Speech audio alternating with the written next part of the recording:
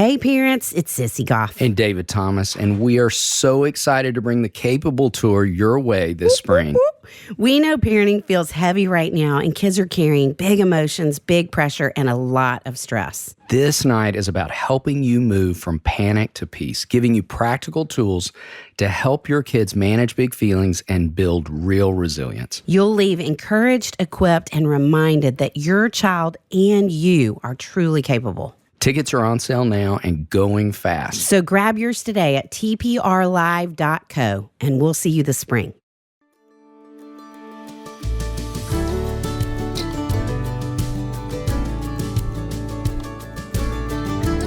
Hey friends, welcome to the Raising Boys and Girls podcast. I'm Sissy Goff. And I'm David Thomas, and we're so glad you joined us for this conversation. Let's dive in.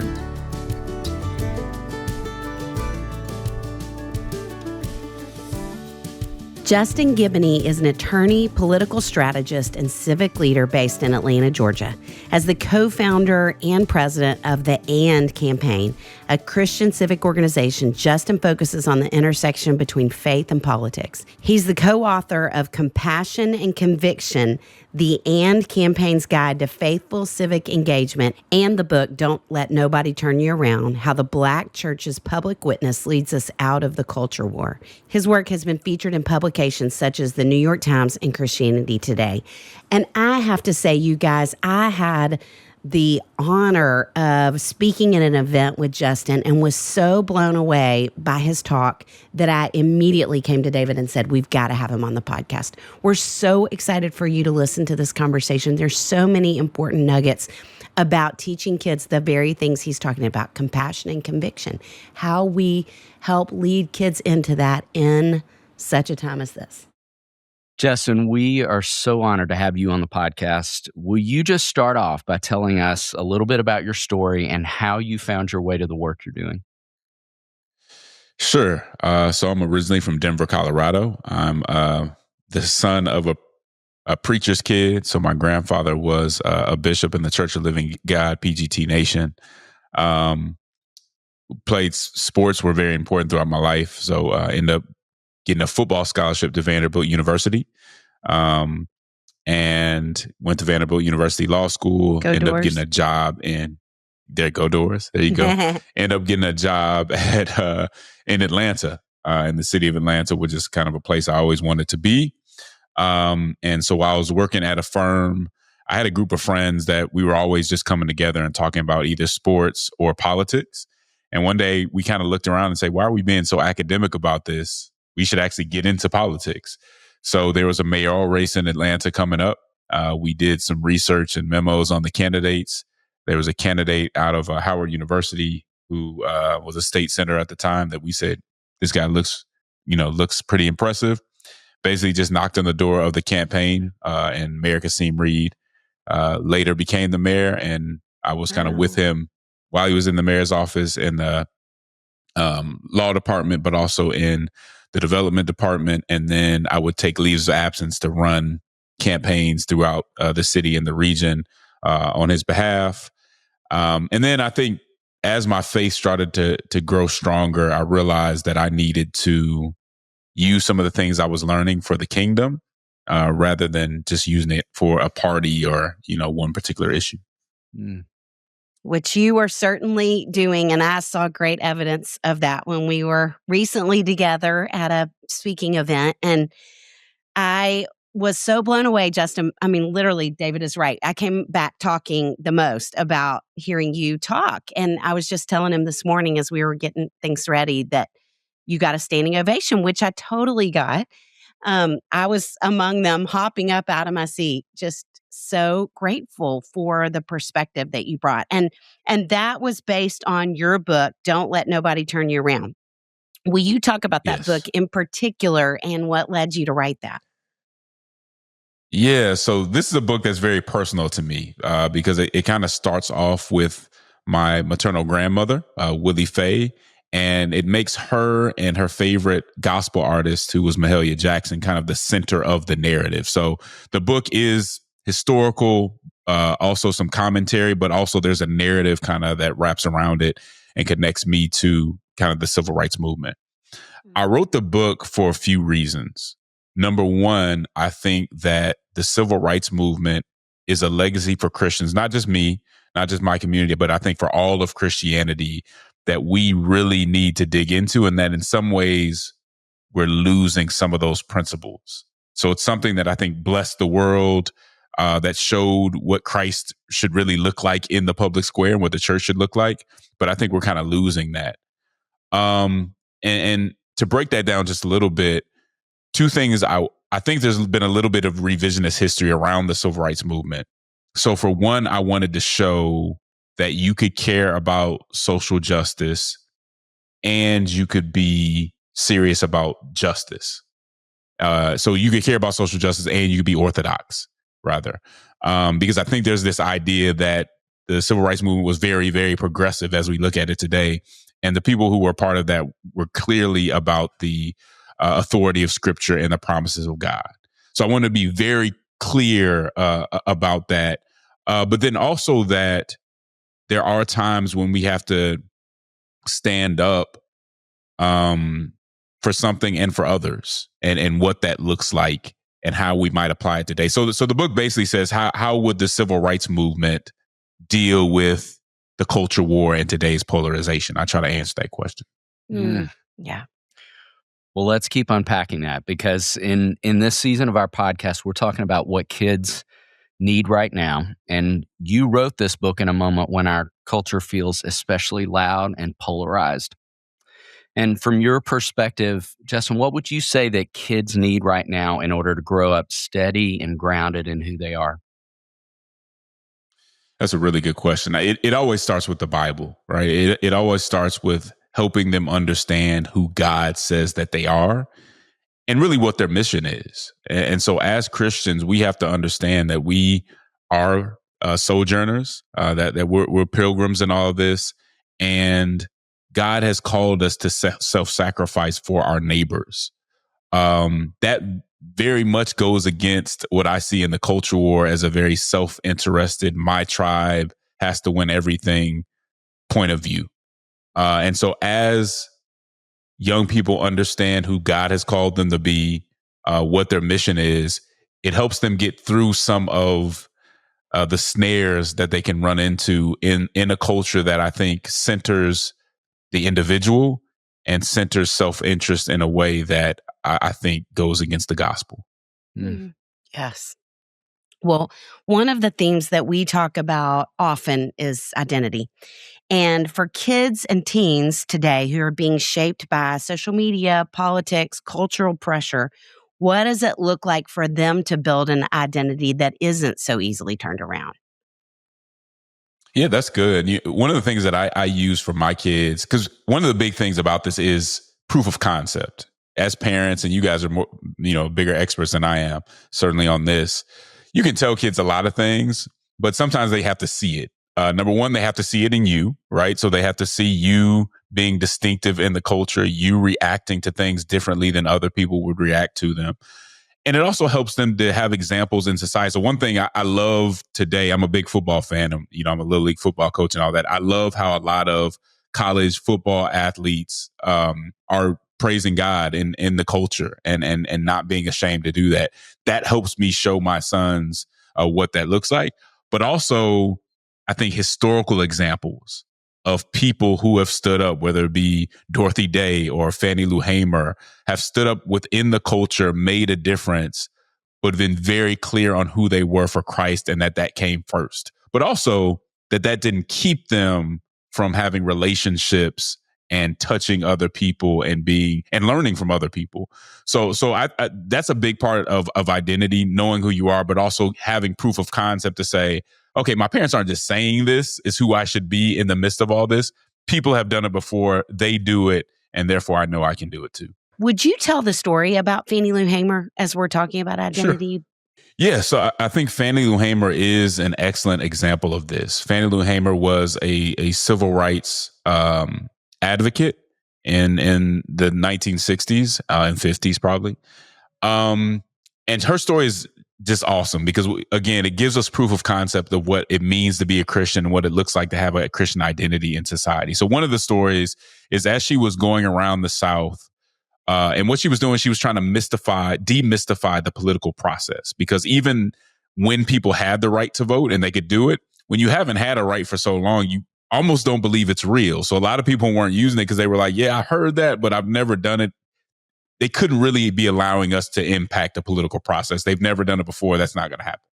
So she's going around showing people, no, let me demystify this and help you understand how you can have an impact through voting and other means. So she gets pulled over by, I think, a highway patrolman who takes her in, and he has another inmate kind of beat her until she almost dies. I mean, she can barely walk. She's swollen.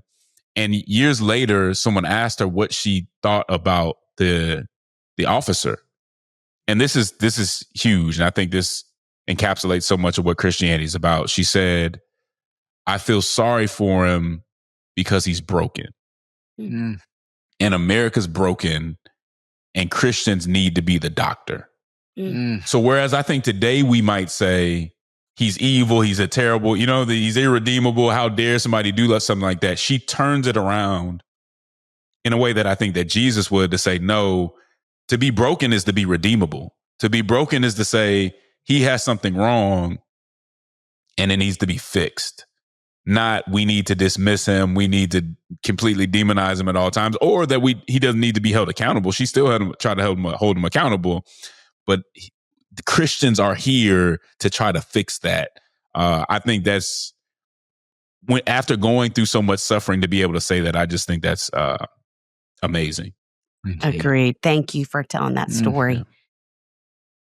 Justin, parents often tell us that they want to raise kids who are both kind and courageous. How would you say we help our kids hold on to compassion without losing conviction, or conviction without losing compassion? Yes. Sometimes the compassion, it depends on the kid, but sometimes the compassion is not so natural for them. So I think we need to show them compassion in ourselves. And show them, one thing I do with my sons is show them times when people have been gracious and compassionate to them, and have them think about how they would have felt if there was no one there to do that. Right. Also, something that I've begun to practice was, obviously I discipline my kids.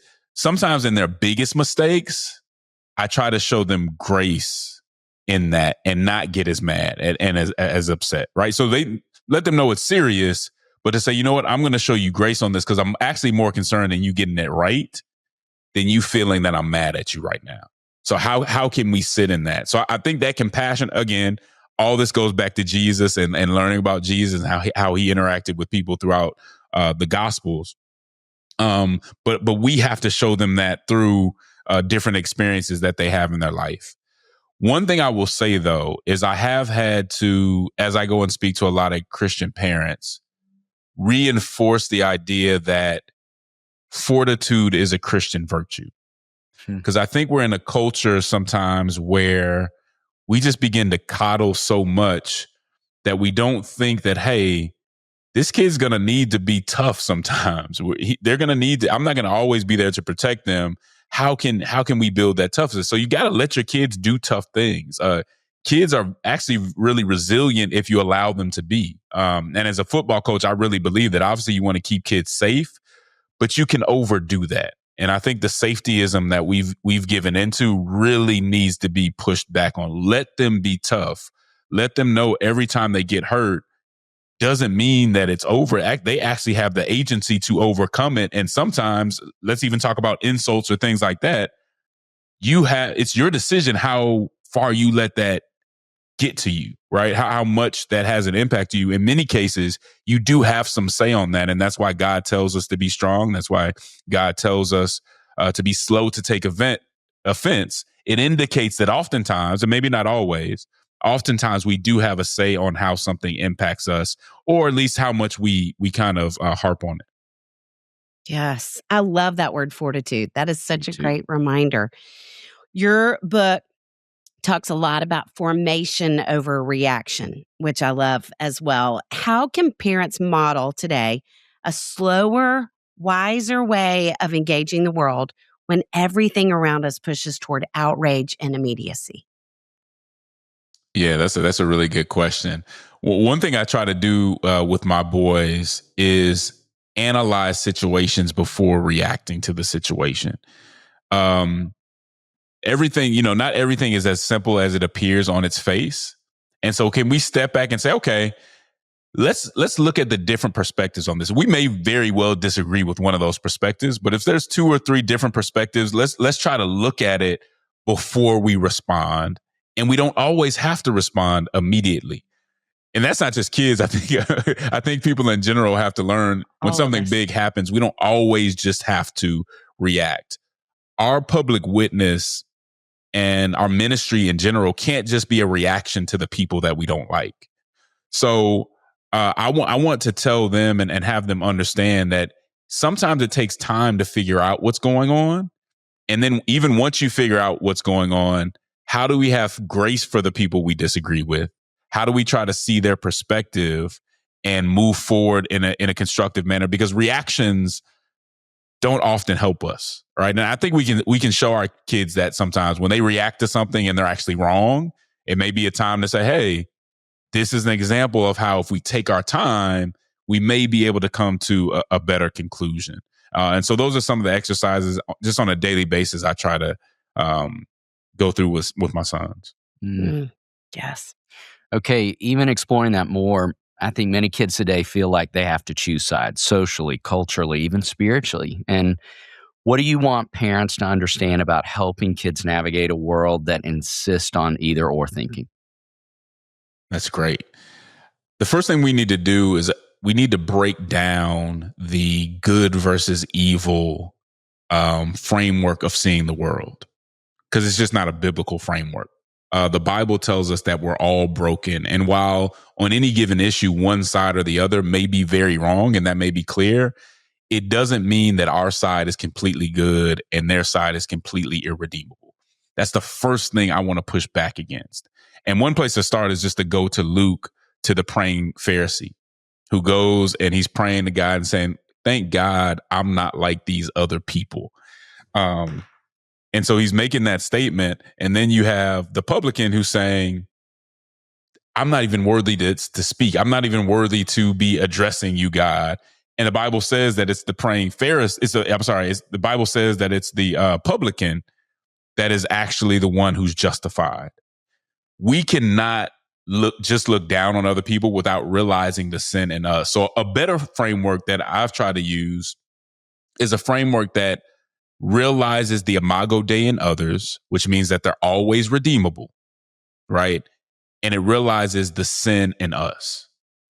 This is something that you see in the civil rights generation. And it's the reason that the example we gave earlier, Fannie Lou Hamer could say, hey, this person's broken, but not going so far as to say this person is irredeemable. Once we're able to do that, we then can question what we do and even question what some of the things that people on our side do. I often say that it's okay to lean to one side or another, or say, hey, this side gets 6 out of 10 things right, therefore I'm going to lean this way, and I may often find myself agreeing with them. I think that's okay. What a Christian can't do is just dismiss those other 4 things that they get wrong. So first of all, we have to identify the right and wrong on our side. And one good way to do that for kids, for adults, is say, okay, my group of friends, or, might be against this other group of friends, what are some of the things that we might have gotten wrong? What's some of the ways that we might have actually reacted or overreacted or reacted wrongly to something they did? And I tell adults to do the same thing. If you're progressive or conservative, as a Christian, you should be able to be a critical thinker and say, what have we gotten wrong over history? And can I list that out? If I can't list that out, then I'm not being a critical thinker, and I've been indoctrinated, and I'm not being honest with myself. And so those are ways that we can get ourselves and children to see it's a little more complicated than that. And even if I'm right most of the time, or my side's right most of the time, we're not perfect. I need to have humility and be aware that we can get something wrong, very wrong. It's so good. I'm so grateful for your words. So we see a lot of kids who are struggling with anxiety around the state of the world. Like, I don't remember 20 years ago. So many more kids. What practices or rhythms would you say can help kids and adults feel hopeful and empowered rather than just overwhelmed. That's good. A lot of this is perspective. And this is why I think the book and just an understanding of the civil rights movement and what they were trying to do is important. Because we can tend to think in our day, and kids, especially when they get caught onto one issue and they start to care, they say, well, that's a serious issue. We still have to give them perspective. And so if we look at what's going on today and we say, this is the worst thing that could ever happen, this one moment is the exception to all of our principles, then we end up in a bad place. But if we have the perspective to say, there's been a time where things were worse and Christians responded with hope, that means that I can do it too, right? And also realizing that if we don't respond with hope, we're less likely to have an impact on the bad things that are happening. So by keeping a positive attitude, by having faith in God and what he can do, even when it seems to be out of our hands, and sometimes that it is, we actually have been empowered to have an impact on the things that are within our sphere of influence. God has given us that ability through him. But in order to do that, we have to have moral imagination. We have to see behind the moment. We can't be arrested by the moment. And we have to have hope. And we have every reason to have hope if we understand who God is. And so that's where I would start with that. You can have an impact, but being hopeful and positive and having a broader perspective allows you to address it in a way to where you're not arrested by the moment. We don't ever want to be arrested by the moment. Okay, would love to ask you now, Justin, how would you say faith communities and families work together to shape kids who engage a complex world while staying rooted in love, humility, and truth? I mean, this is the purpose of community. This is why we need each other, the reinforcement that we give. One thing that I would always say is, as much as you can, allow them to have diverse relationships. Don't allow them, and to go along with that, don't allow them to judge people off profile or stereotypes. And we can do that without even realizing it. And that doesn't always have to be a racial stereotype, but allow them to get to know people and to know their struggles.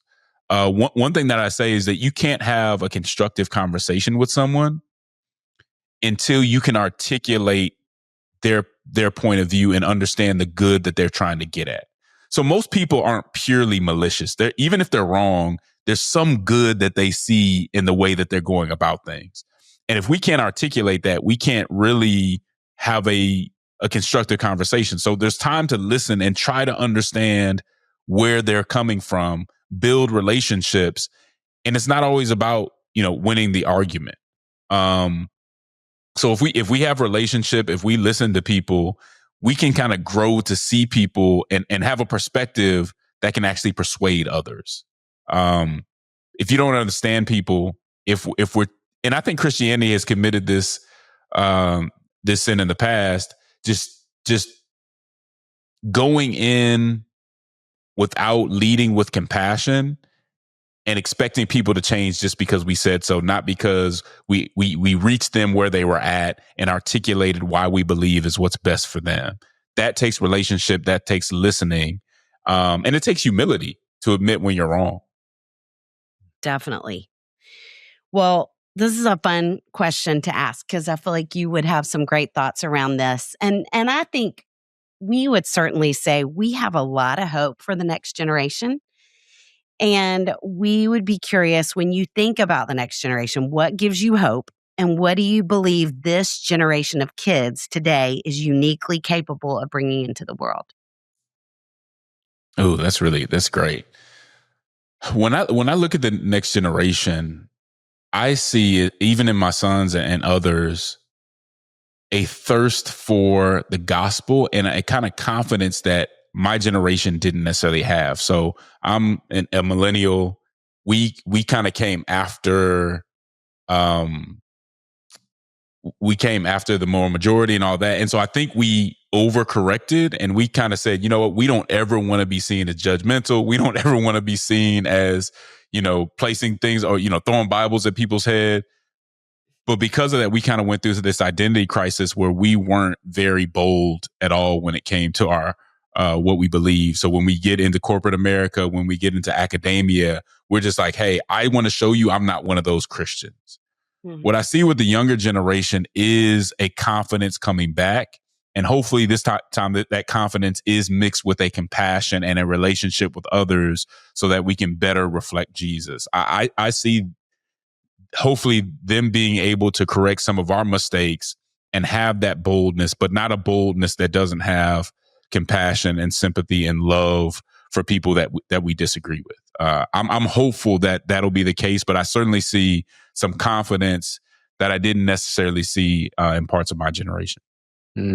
So good. We're hopeful with you. Mm-hmm. In finishing the conversation, in talking about what kids need right now, Justin, we'd love to ask you that question. Like, what would you say is one thing you need right now as a dad, as a human? I think grace. We can talk about how parents need to raise their kids, and all this stuff is great information.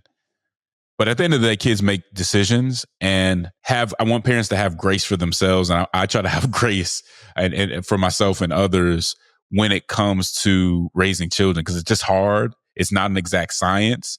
And a lot of it has to do with prayer. So I think grace and community are something that I pray for, all the time, because we can be really hard on ourselves.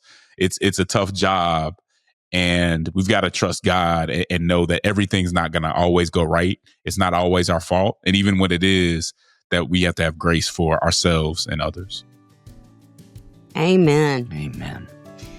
Justin, thank you for spending this time with us. Thank you for the heart and thoughtfulness you put into this book that you're putting into the world. I really am so grateful to know you, and hope our paths intersect a lot more. Indeed. David, what a team we have that we get to call friends who help make this podcast possible. Chris Starrett, our engineer. Our management team at KCH. And we are thrilled to be a part of the That Sounds Fun network. Our music was created by the insanely talented Dave Haywood of Lady A. And if this podcast felt helpful to you, please consider subscribing, liking, sharing, all the things. We are grateful for you and cheering you on always.